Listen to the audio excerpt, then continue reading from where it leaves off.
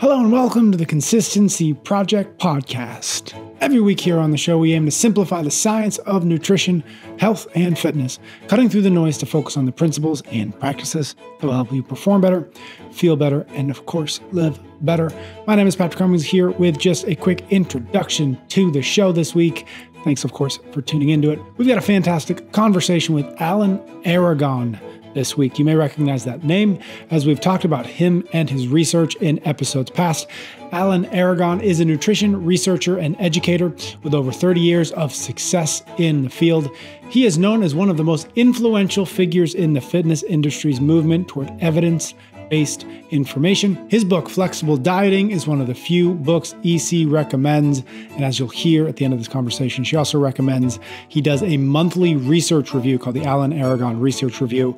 Links for both the book and the research review are in the show notes. Without any further ado, here is EC with Alan Aragon. Alan, thank you so much for coming on the Consistency Project today. I am so happy to be here. Thank you so much. Yes. Yeah. I've told my audience before, because I've mentioned your book once or twice, that I can't count the number of times I've searched a topic and then put Alan Aragon into Google search so that I could figure out what you were saying amongst the noise. And so it's so wonderful to have you on the show, because I think you do such a wonderful job of debunking things and setting people straight. And so I'm excited to get in a few topics with you. So one of the things, I was actually listening to a relatively recent podcast you did, and it just really struck me. You made this comment that many have succeeded in spite of bro science, not because of it. Mm-hmm. And I thought that was just so awesome, because you cut through all the noise all the time and you're telling people don't pay attention to this gimmick and that gimmick. But I thought, well, isn't that interesting? Well, what can we learn about that in the sense of, what do we really need to drive success in fitness or nutrition? And maybe also for the listeners, just when you think about bro science, maybe one or two examples of that, and then what do we really learn in terms of our success, what we truly need? Yeah, bro science contains a hidden wisdom of its own. I mean, it's mainly for those who are unfamiliar, bro science is in the trenches, in quotes, wisdom from athletes and competitive athletes and recreational athletes and weekend warriors who think they're doing a great job.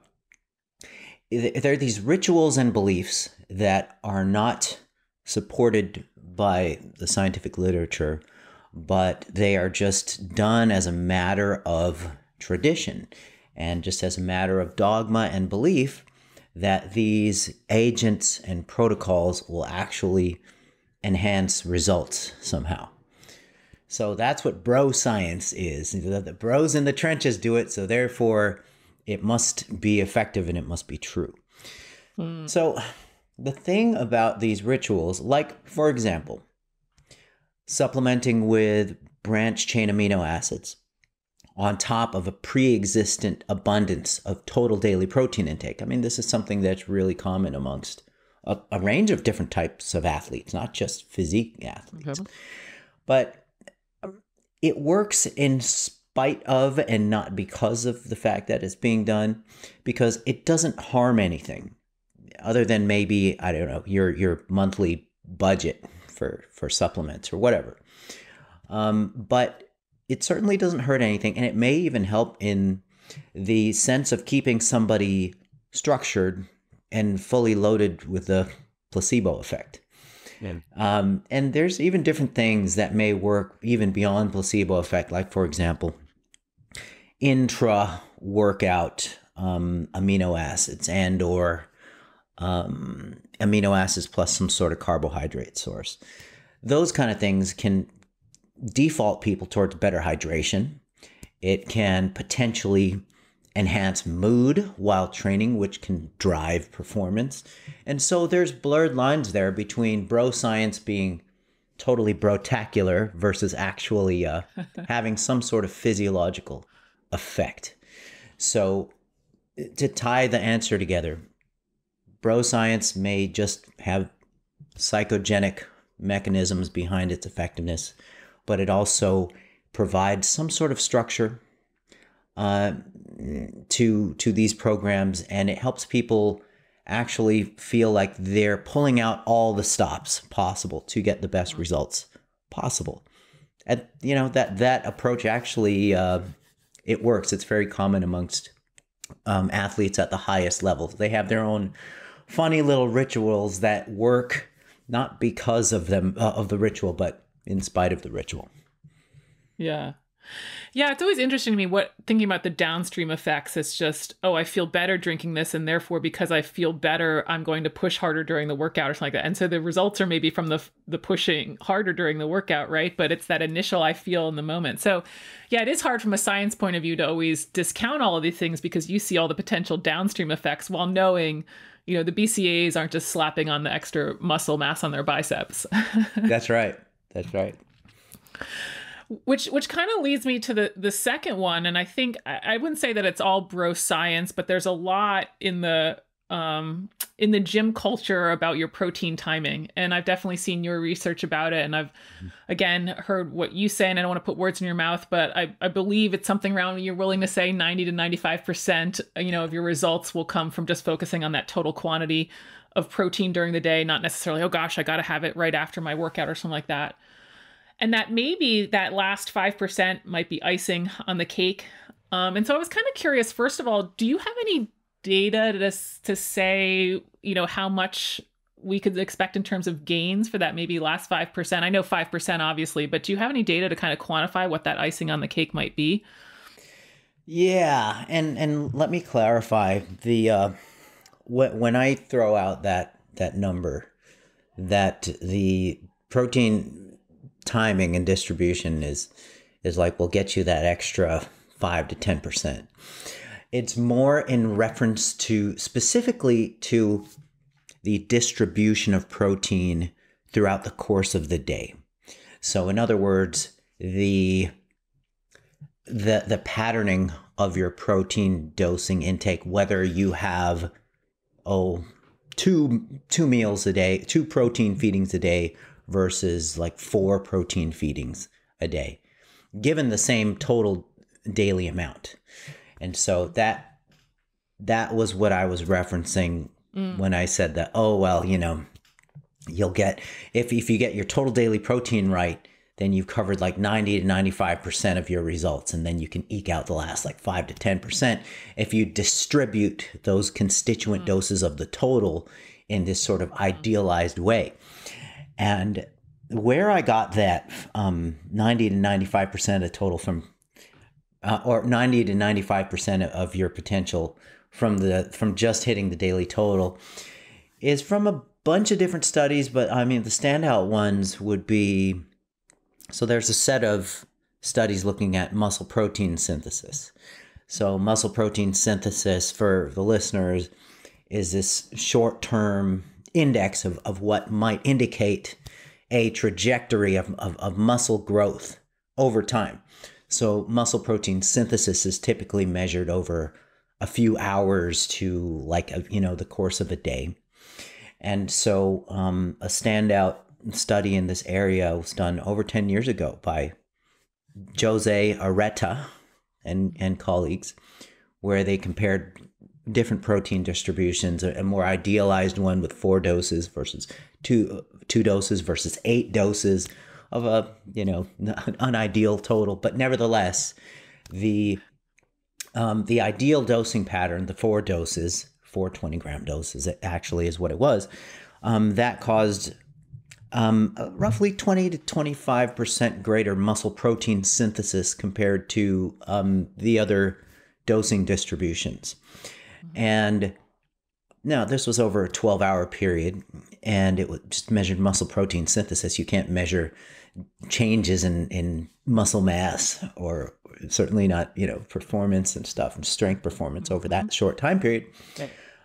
So let's say we have about a 20% advantage there if we're looking at just short-term muscle protein synthesis. Now, those type of studies are useful, but they're more hypothesis generating than anything else, because what we need to do is look at things longitudinally over a period of weeks or months and see what happens at the end of the rainbow when the rubber meets the road and we're actually measuring things like changes in body composition, actual growth of lean tissue. So one example that stands out is Yasuda and colleagues, I believe, where they compared an evenly distributed protein intake over 3 meals versus a skewed protein intake over those 3 meals with a small protein dose at breakfast and moderate and then large at dinner versus relatively even. So this is where that really small edge can be gained, because the evenly distributed protein intake, and this was among resistance trainees who were, they were not resistance trained prior to the study, so there's issues there that can be discussed. Oh. But nevertheless, the even distribution resulted in greater lean mass gains by the end of the 12 weeks. Mm-hmm. And although the effect size was large, the actual absolute differences between the groups was about 1%.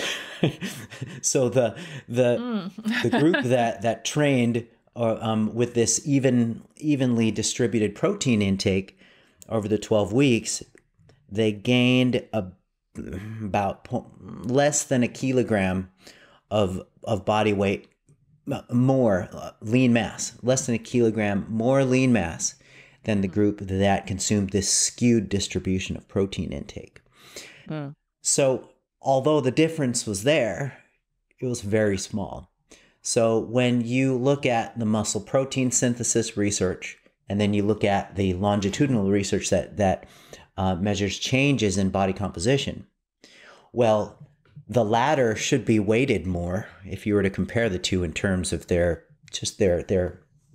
magnitude, their importance, in terms of their ability to convey what's really going on. So one can argue that,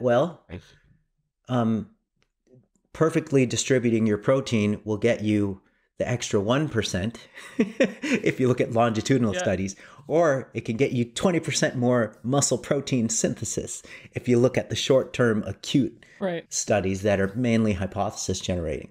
So when I say 90 to 95%, I'm really kind of shooting in between those two. Okay. It's more of a subjective and sort of conceptual type of heuristic than an actual thing. Because if I wanted to be super precise, not necessarily precise, but very explicit, it would be a little more vague for me to say, you can get somewhere between 1% to 80% of an advantage by messing with protein distribution, depending on what type of research you're looking at. I think it's more like in the middle of those guys. Yeah. No, I appreciate you walking through all of that. And I hope that makes sense. I hope that makes sense. No, it does. And I'm familiar with those studies, and I really do appreciate you walking through. I'm not trying to hold you those numbers. I'm not trying to take it out of context and said, Alan said this. I think, one of the things that I deal with all the time with my clients is I really focus on consistency and even optimizing total protein intake before I worry about a perfect timing schedule. Mm-hmm. And I'm like, no, that might be kind of for, the advanced athlete or somebody who's really pursuing a certain very hypertrophy, and that's really their goal. Yeah. But I think the way that I say it almost sounds like I'm keeping them in the beginner camp for too long. They're thinking to themselves, well, I'm pretty good at this, EC. Maybe I should move on to the next step. And I just always want to be like, I don't know if you really need to, because I think there might be some other issues there, including consistency. So I guess that kind of leads to that second part that I was thinking, like, how do you know, or what really guides you when you're working with individuals to really push them towards these more theoretically optimal places instead of just kind of this consistency of the essentials of intake and making sure that overall volume's complete or adequate? Yes. That's a really good question, because there's a lot of gray area there. It's not so easy as to say, well, as long as the person is in formal competition, then you better pull out all these stops. Right. And as long as the person is not in competition, who cares, type of thing. Because there are some people who are not in formal competition, but they're very serious, even though they're recreational athletes. So I think that anytime that somebody is trying to go beyond the norm, then you can introduce these sort of ideas to them. And we'll take the muscle hypertrophy example of how it relates to protein distribution through the day.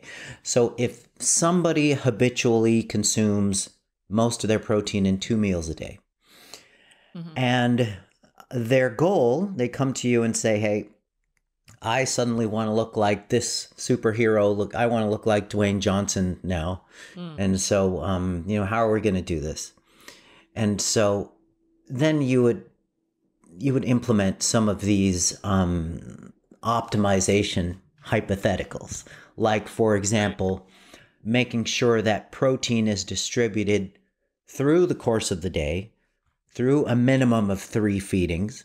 And if somebody's really pushing it, sometimes it's more practical and easier and may even be more effective to get them 4 protein dosings through the course of the day. If they're really that far down the line towards their potential and they're really trying to eke out the last bit.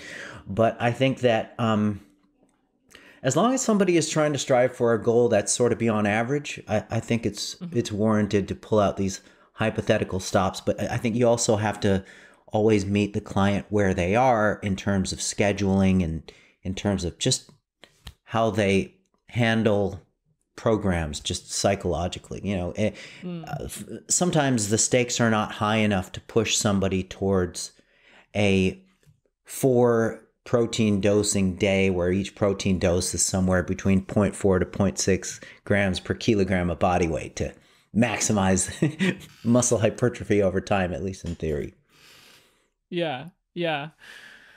Which I guess really kind of also leads to the next thing. And that is, I feel like, I've definitely heard you talk about protein a lot. I've certainly talked about protein a lot. I think we can fixate on protein intake. And oh my gosh, is my protein perfectly distributed? And I sometimes think some of the other variables that really can add to that person's success are overlooked. That we might be thinking about, how do I maximize protein intake, and kind of drop some of the other balls that we need to be juggling. And this, I know, could be a whole podcast on its own, so that wasn't my intent with this, but kind of what are some of the other diet factors, or even some of the exercise, big picture arcs and lifestyle factors that you'd really, let's take that same person who kind of gives you the Dwayne Johnson physique and like, this is where I'm going for. In addition to this potentially distribution of protein, what else are you really looking for in their diet, but also their, again, exercise and lifestyle does need to be in place to maximize those lean gains? Yeah. Gosh, well, if we really sort of pan back, it begins with getting enough sleep. I mean, once you take a step way back, it begins with getting enough sleep. Managing the psychological stressors in your life so you can prioritize focus on the program. A lot of people think that they can take on a program to achieve these kinds of goals, but they don't even have the schedule and the structural foundation to even begin to get it done.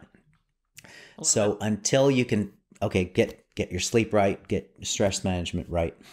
And then from that point, you really are looking at protein and calories sort of at the same time. And then you just sort of fill in the rest of it with the performance demands. If we're talking about carbohydrate and fat proportion. And then people always have to, well, you don't have to, but you should pay attention to diet quality if you care about long-term health. And for dieters, if they care about satiety, there's going to be some special considerations there for the types of food that they consume. But for this particular goal that we're talking about, it's a matter, the big rocks would be get enough sleep, pay attention to protein and total calories so you can actually have the raw materials to facilitate growth, and then make sure resistance training is integrated there and make sure it's progressive, and make sure the variables with the resistance training program allow enough recovery to remain progressive. So that's sort of the nutshell, big picture of that. Yeah, with the sleep, do you really see that as the foundation to allow the intense exercise sessions? Is that really why that's almost what popped in your head at first? Or was it almost more from the standpoint of controlling appetite a little bit? Or why did your mind just go right away to, I need the sleep? Yeah. It's because it's sort of the master controlling factor of how well you're going to perform, both physically and mentally. And without that foundation, and now granted, there are a lot of people in the world who can subsist on suboptimal sleep their whole lives. And there are a lot of people who can run on very low sleep for relatively long periods of time before these decrements in physical and mental performance start actually manifesting. Uh-huh.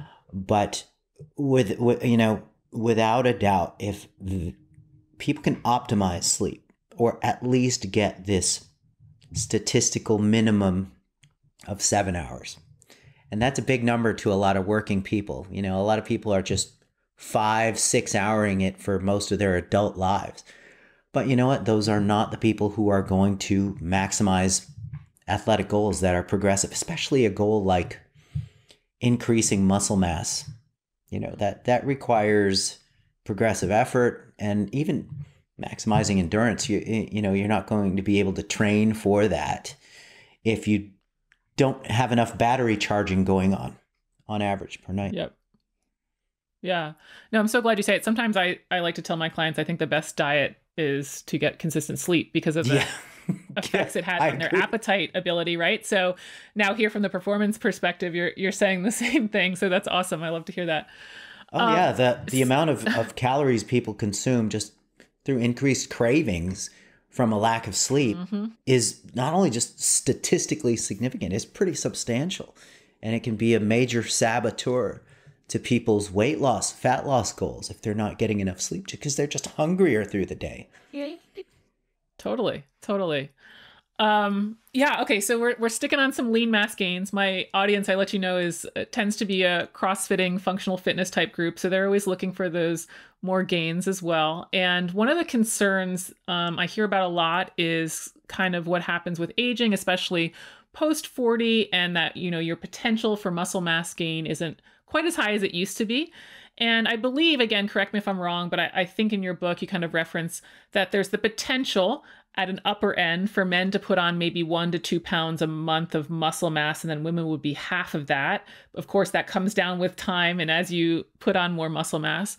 But can you give us some sense of what that might look like for people kind of 40 plus in terms of potential for muscle mass gains, and why we shouldn't just all throw in the towel and say, well, we're getting older. Oh, well, I guess there's nothing to be done here. Yes. So, okay. So we would kind of begin at the aerial view of total muscle gain potential over the course of a training career or over an adult lifetime. So if we look at men, the average amount of muscle that a man can put on in adulthood compared to an untrained male adult. These numbers vary, but you're looking at right around 40 to 45 pounds on the upper end. So that would be your drug-free potential for muscle gain beyond an untrained adult male. Women are about half of that. Okay, so if we say like 25 pounds max over an adult training career for a potential for muscle gain beyond an untrained female, you're looking at about 25 pounds. So on the male side, 40, 45 pounds. On the female side, 20 to 25 pounds. If you take an average of the annual gain of both of those, it's just very small. If you look at, let's say, a 10-year training career, consistent training career, gosh, it's pretty dismally small amount. Now, in theory, people can condense their 40-pound gain or their 20-pound gain into a 3 to 5 year period if they have the time and the space in their life to just dedicate their lives to training for that 3 to 5 year period. But most people don't. For most people, it's a 10-year trek. And so, you're really looking at an average of 4 to 8 pounds a year if you're lucky. If you're lucky. Sure. And so, okay, so getting back to your question, I just wanted to kind of provide some perspective there. And sure, the shape of how those gains happen, it's more at the beginning and it diminishes towards the end of your potential. But nevertheless, it's still a small amount per year, 4 to 8 pounds, if that. If you do everything right. Right. So given that, if somebody is, for example, 40 years old, and typically people peak out in their structural capacity for muscle gains, and we know this observationally. If you look at the absolute champs of gaining muscle on the planet, like the Mr. Olympia competitors, they are, just observationally, they're the longest reigning Mr. Olympia competitors achieved it in their mid-30s to late 30s, early 40s even. And then nobody seems to be able to hold on to that Olympia title after their early 40s. The younger guys just come over and just boot them out of the spot. So, unless you're somebody who has come very close to their ultimate muscular potential in your 40s, as a male, take inventory. You still have, that potential of 40 pounds of muscle to put on. Well, 20 to 40 pounds Sure. of muscle, but 45 pounds on the upper end to put on, depending on how much of that you've gained in your adult life thus far. And it's obviously, it gets tougher to put on muscle seemingly when people cross over 60, 65 years old. But that's statistically at the general population level. Hypothetically, you can take somebody who's trained very carefully and hasn't hurt themselves and has stayed relatively healthy throughout their lives. And let's say they never had the goal of fulfilling their muscular potential until they hit 50 or 60. They're like, I want to fulfill my muscular potential. If they have, let's say, 10 to 20 pounds left over of that 20 to 40-ish pounds available to them, they can do it. It's just the motivation to do it might not be there. The life constraints, the resources might not be there. But in theory, you can take an 85-year-old man, and if he's untrained and deconditioned, you can just train that 85-year-old muscle to essentially behave like 40-year-old muscle once you get the training process started. Yeah. Yeah. I love that. I mean, I think people can, get a little defeatist maybe when there's so many cases or people who will start later and actually find that they have a much different physique potentially than when they were younger, right? Because they just haven't been a trained athlete yet, right? And so I like to encourage people to start regardless or to continue regardless. But yes, thank you for all that. I feel like I've seen some research even with octogenarians and resistance training and some increases that they're able to make, right? So that's never too late. More gains. It is never too late. Muscle is a very kind of malleable type of thing, and it's relatively easy to rejuvenate muscle as long as you just challenge it, train it. And you would say the same thing for females aging as well, of course, knowing that their overall bank is a little bit less. Yes, that's true. That is absolutely true. Their overall bank is less, but the potential to get things back going again and make gains in the in quotes golden years is definitely possible, and it's been demonstrated in the literature too. Yes. Okay. Thank you for that and setting the record on that. I think there's some interesting themes on the internet that are sex specific. We might get into a little bit that in a little bit here too. One of the other things that I was hoping Sure. that you could help with is talking about carbs and their importance with maximizing performance or fitness. And again, knowing that my audience has some sort of a CrossFit functional fitness, high intensity background. There tends to be some trends within the community that I've fallen for as well in some of my earlier years of super low carb and higher fat. And so is there a point or type of activity or duration at which you might start to think more about using a higher fat diet, or where do carbs come in the mix in terms of maximizing performance? Yeah, that is a great question. All these questions you're asking are just super, super great because there's a lot of contingencies and a lot of rabbit holes to go down.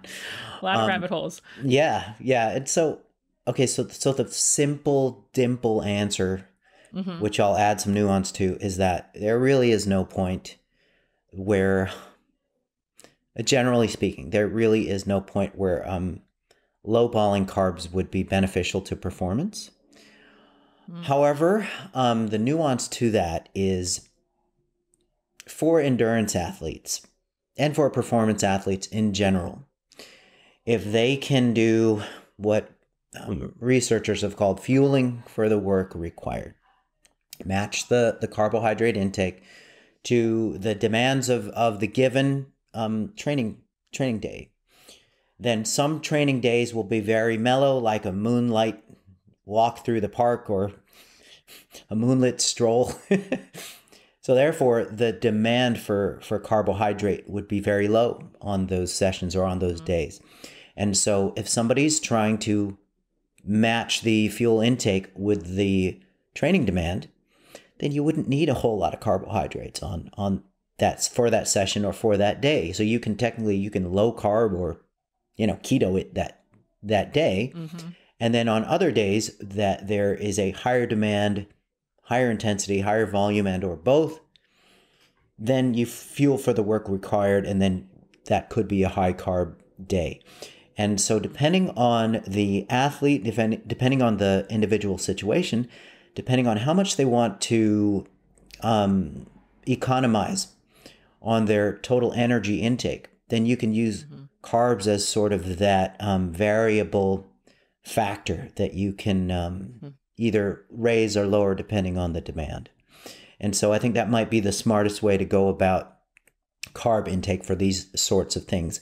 But I don't subscribe to the idea that there's maybe a universal point or a type of sport or activity that would benefit more from carb restriction than others. Right. Yeah. Even some of the kind of the lower moderate endurance stuff, you don't really see a place for kind of that high fat type of fueling for kind of, I don't know, the multi-milers, multi-day endurance events. You would still see a place for carbs there. Yeah. Do I have that correct? That is absolutely correct. And we have Louise Burke and her group to thank for maybe the best research, the most diligently controlled research on that question. Yeah.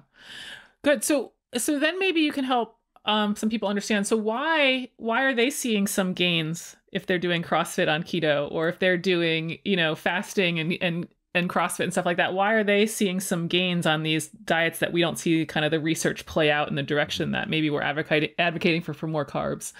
And I know there could be a lot of ways, but I'd love to get your take because this is one that I field often. Okay, so fundamentally, the body is very good at endogenously generating glucose. We can do it from lactate, we can do it from glucogenic amino acids, we can do it from a number of pathways to create our own carbohydrates and refill our own glycogen stores. But it just does not occur to the same degree as if you were to have exogenous carbs or carbs from the diet. So a memorable example would be research from, I forgot the actual author's last name, but it was endurance athletes who were on keto versus endurance athletes who were on the standard high carb, low fat diet. And the keto endurance athletes carried about half the muscle glycogen as the athletes on the high carb, diet. And there are bits and pieces in the literature that are exceptional, like Volek and colleagues, they did the FASTER study comparing the muscle glycogen levels of elite endurance athletes on keto versus non-keto, and they found no significant difference in the amount of resting muscle glycogen that they carried. But there's more evidence pointing to the reality that you are going to carry less muscle glycogen if you are on keto versus high carb. Mm-hmm. So yeah, even though somebody may be ketoing it through CrossFit, they will still be able to perform, maybe even progressively. They'll still be able to, let's say somebody wasn't doing CrossFit, they were just bodybuilding, trying to put on muscle. They'll still be able to gain muscle. So, but there's a big difference between these gains happening versus these gains being maximized. So you'll notice there's no world champ CrossFitters who are on linear keto. None, like zero. Yeah. There are no Olympic gold medalists ever in the history of the Olympics.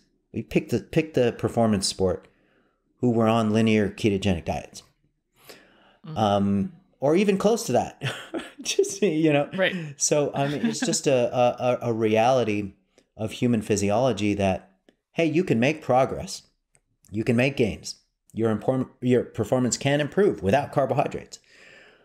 But you won't be getting world-class firsts if you take that route. And for some people, that's fine, because for a lot of folks, they prefer that level of restriction. It helps them control their impulses.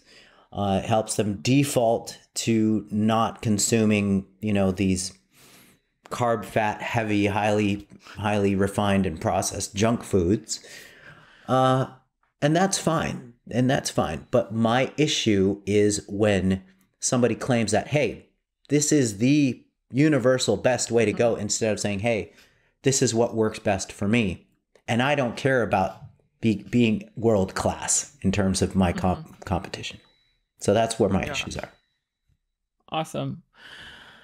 Well, you kind of brought up some of the Olympians in the world class. One of the things that I think I've thought about a little bit is, where do performance and health really diverge from one another? I have seen some association studies actually suggesting that high-level performance and longevity are associated, and I can speculate on different reasons why. I'm sure you can as well. Yeah. But where do you think they realistically diverge? And would there be any biomarkers or other indicators for people who are pushing performance at a relatively high level to kind of keep in check or be aware of? This is a great question, and it's almost comes down to, it's almost a philosophical question. Yeah. I know, but I thought you could handle it, Alan. Yeah, I appreciate your faith in me for this one. I think, okay, so the old NASM, under the old National Academy of Sports Medicine, under the Bob Goldman regime, when Tom Purvis and Mitch Simon were the head guys of National Academy of Sports Medicine, before Mike Clark came over, and certainly before the current incarnation of NASM, their definition of sport was really cool, and it really stuck with me. And so, definition of sport is anything that pulls your body apart and challenges you to hold it together. So that is good. So given that, okay, I honestly, from a philosophical perspective, I think that health and longevity and competitive sport almost have a conflict inherently from the very beginning. So now, this is not to say that competitive sport can enhance longevity by, for example, defaulting people into a low body fat levels and or favorable or high levels of lean body mass, including skeletal density. So the sport can default people into that, but it always rides this line between longevity and injury, whether the injury is acute, immediate, catastrophic, or whether it is wear and tear over time injury. And I think that with the endurance athletes, and the physique athletes, they are subject to wear and tear injury. And this injury obviously impacts health. The strength and power athletes, power lifters, strength athletes, strongmen and even impact athletes, mixed martial arts, football, rugby. Those guys subject themselves to a wide range of negative health effects, in spite of getting ideal body composition, ideal levels of fitness, and on the endurance side, VO2 max has been associated with longevity. But there's always this competition between the sport pulling your body apart as you are challenged to hold your body together.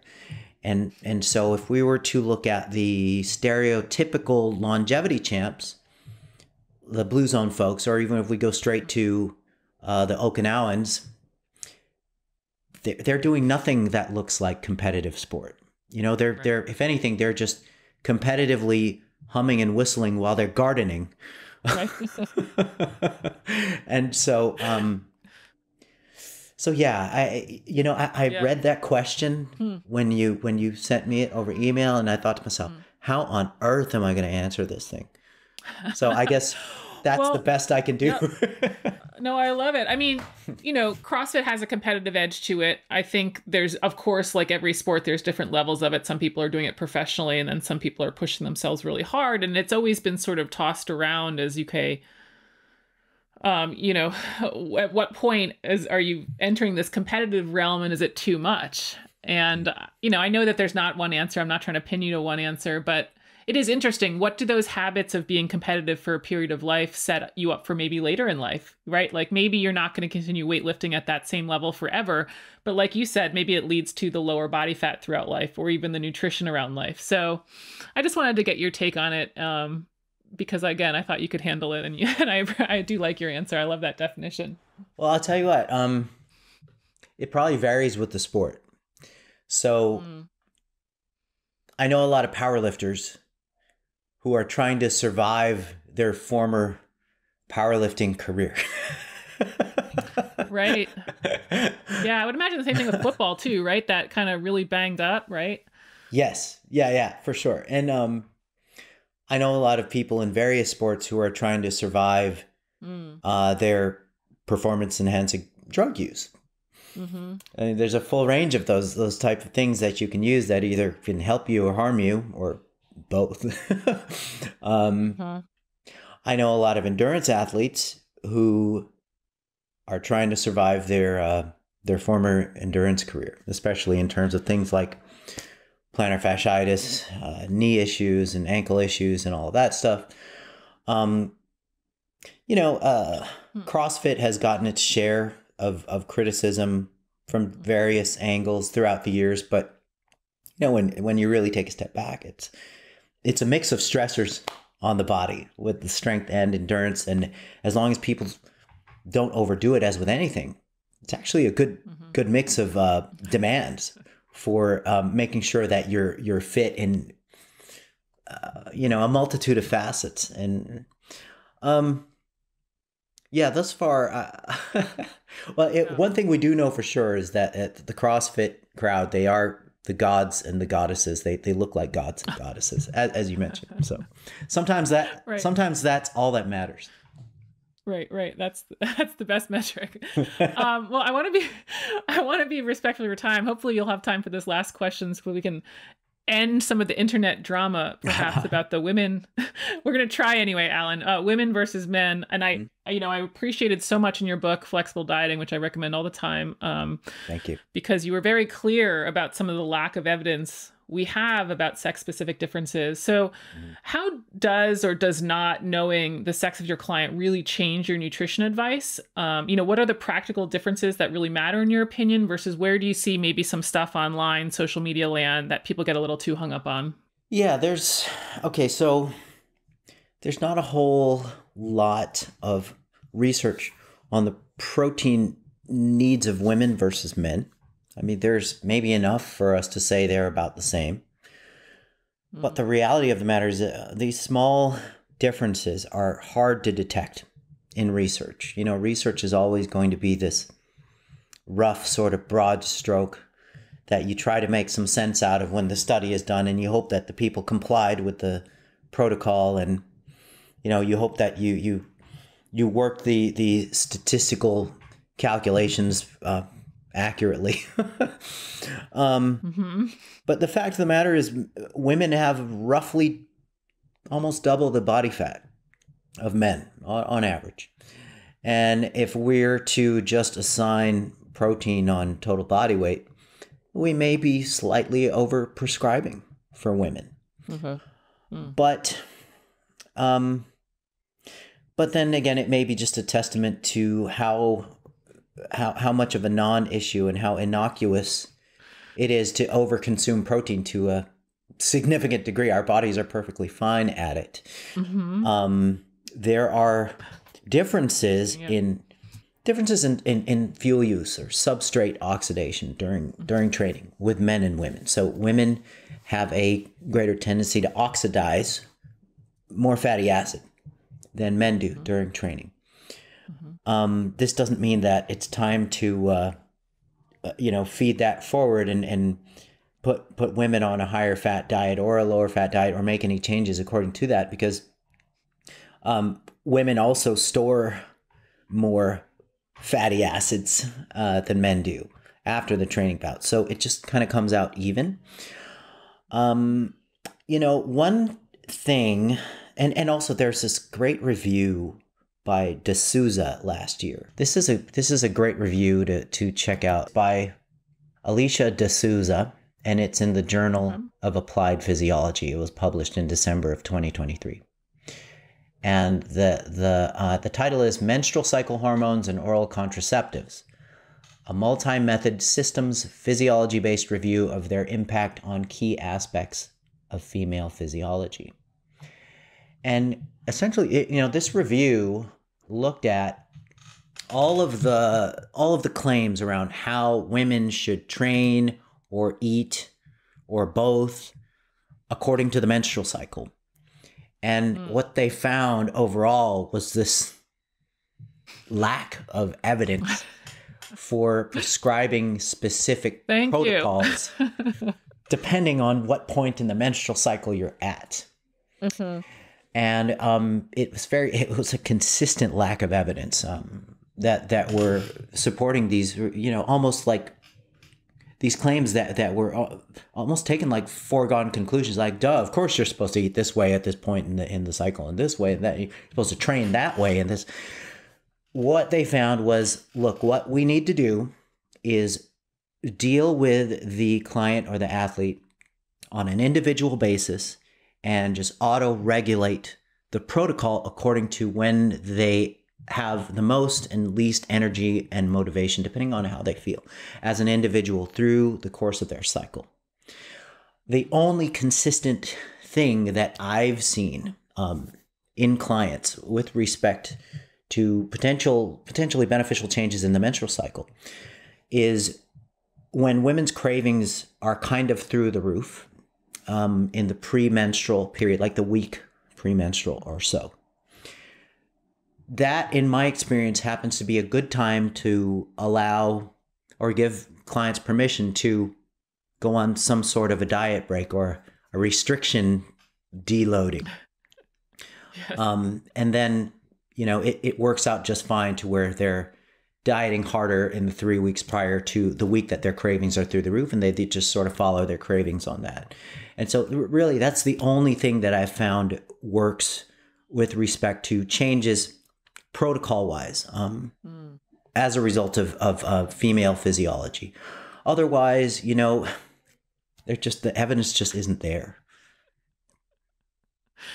Yes, thank you. Say it louder. I feel like there's a lot out there that suggests women need a lot of specific protocols, and I continually say no, but I'm so thankful that you do as well, and was really happy to see you put down those claims in your book. But thank you so much for all of your time. And if people don't know who you are, which I'm sure they do, but to follow you on social media, your book also, Flexible Dieting. I think in the intro you said that you were always asked about good nutrition books, and so you finally wrote one, and so thank you for that. And then also your research review, which is so great because people also want to know how to debunk stuff. So monthly you kind of have a research review that will go over new studies, correct? That's right. Been doing it since January 2008. Every month for the last 16-ish years, put out a research review issue. I actually started the model in the industry. A bunch of really brilliant, students and colleagues copied me and are doing well with their research reviews. But I have to remind people, hey, I started this thing, and my review is cheaper than almost everybody's, because they try to one up me in terms of the amount of like content that they cover a month. But I'm thinking, people, not everybody has the time to read all of that. But so I'm biased towards thinking mine is the one everybody should be subscribed to. But no, yeah, I do think that everybody should be subscribed to my research review. Yeah, no, it is awesome, and it's a wonderful resource. So thank you. Thank you so much for coming on the Consistency Project, Alan. EC, you are awesome. Thank you so much for this, and thank you for everything that you do. Thank you so much for tuning into the show this week. Thank you to Alan for his time and his wisdom and his work. Check out the links in the show notes for more from him. And EC and I will be back next week for a new episode of the Consistency Project podcast.